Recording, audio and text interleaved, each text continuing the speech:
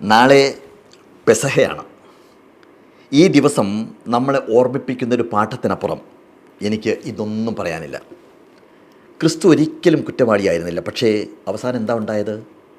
യേശുവിനെ കാണിച്ചു കൊടുക്കുന്നതിന് അനുകൂലമായ സന്ദർഭം കാത്തിരിക്കുകയായിരുന്നു യൂദാസ്. അവസാനത്തെ അത്താഴത്തിനായിട്ട് യേശുവും ശിഷ്യന്മാരും മാളിക മുറിയിൽ കൂടിയിരിക്കുന്ന നേരത്ത് യൂദ ആ സന്ദർഭം നന്നായിട്ട് അങ്ങ് ഉപയോഗിച്ചു.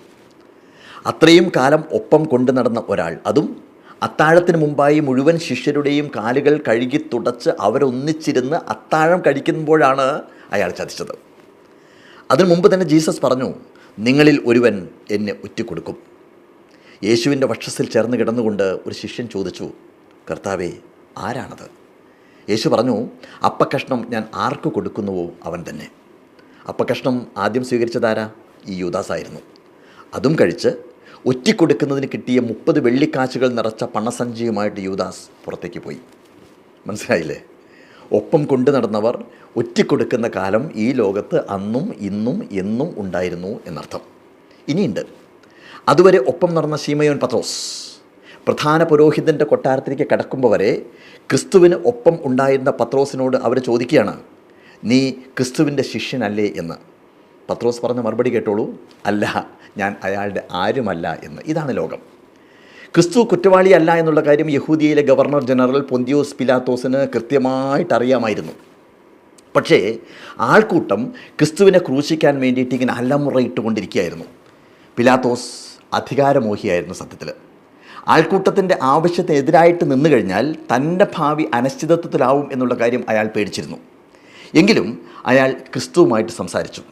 അതോടെ ക്രിസ്തു നിരപരാധിയാണെന്നുള്ള കാര്യം പിലാത്തോസിന് കൃത്യമായിട്ട് ബോധ്യപ്പെടുകയും ചെയ്തു. ക്രിസ്തുവിന് അന്ന് വെറും 33 വയസ്സേ ഉണ്ടായിരുന്നുള്ളൂ. എങ്ങനെയെങ്കിലും ആ ചെറുപ്പക്കാരനെ, ക്രിസ്തുവിനെ കുരിശിലേറ്റാതെ രക്ഷിക്കണം എന്നുള്ള കാര്യം പിലാത്തോസ് അത്രമാത്രം ആത്മാർത്ഥമായിട്ട് ആഗ്രഹിച്ചിരുന്നു.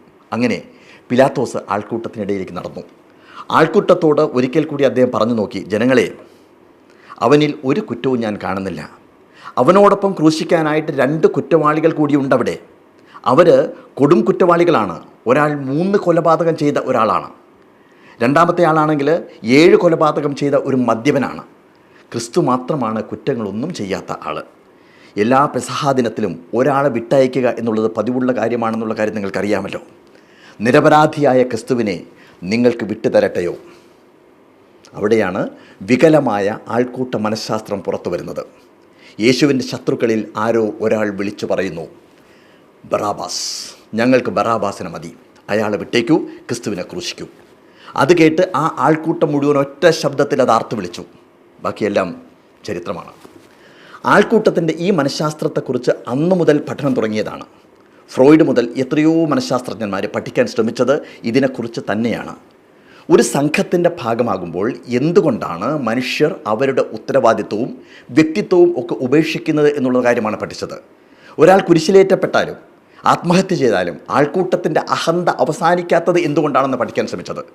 ശാസ്ത്രം പഠനം തുടരട്ടെ, പക്ഷേ മനുഷ്യ മനസ്സിനെ മാറ്റാൻ ഒരു പഠനത്തിനും ആവില്ല എന്നുള്ള കാര്യമാണ് ഇന്ന് നമ്മൾ മനസ്സിലാക്കേണ്ട ഒരു ജീവിത പാഠം.